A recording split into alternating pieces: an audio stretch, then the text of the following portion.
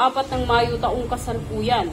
Nagdala ng kasiyahan at serbisyong medikal ang mga miyembro ng Alpha Phi Omega Ormoc City Alumni Association o APO-ORCA at Ormoc Tandaya Eagles Club o ORTEC sa Barangay Nueva Sociedad, Ormoc City, Leyte.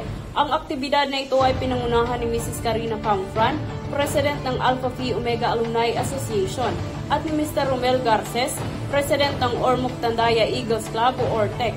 Ang koordinasyon ng 802nd Infantry Pearls Brigade na pinamumunuan ni Brigadier General Noel A. Vistor, Philippine Army, Honorable Edelberto Dihanyo Jr., punong barangay ng Barangay Nueva Sociedad, Ormoc City. Iba't ibang ahensya tulad ng 11th o 5th Squadron ng Philippine Coast Guard Auxiliary, 13th o 4th Dental Dispensary, Philippine Air Force, Bilani Optical Clinic at ang iba't ibang doktor na voluntaryo na naghatid ng serbisyo.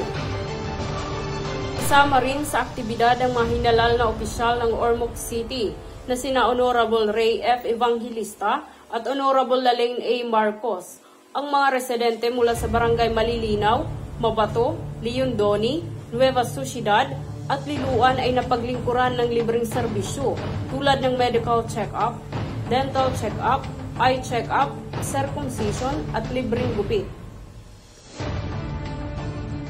Ang medical mission na ito ay hindi lamang nagdala ng tulong medikal, kundi pati na rin ang pagkakaisa at pagmamalasakit sa komunidad.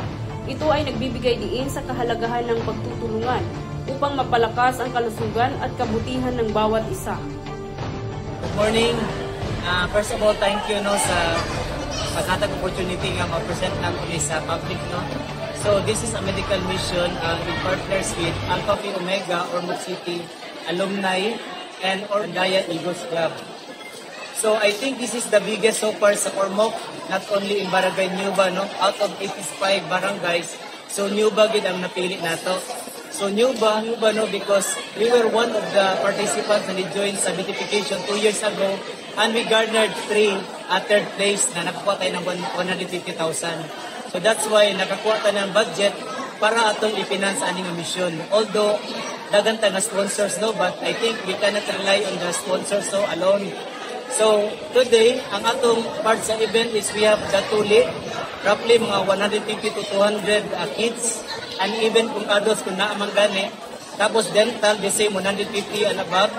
And then we have also the medical consultation, plus the eye check-up and the libre na haircut. So, daghang salamat ani in partnership with Alpha Phi Omega and the Ormoc Tandaya Eagles Club with 802nd Infantry Brigade, yung Philippine Army natin kasama dito, at yung local government ng Ormoc City.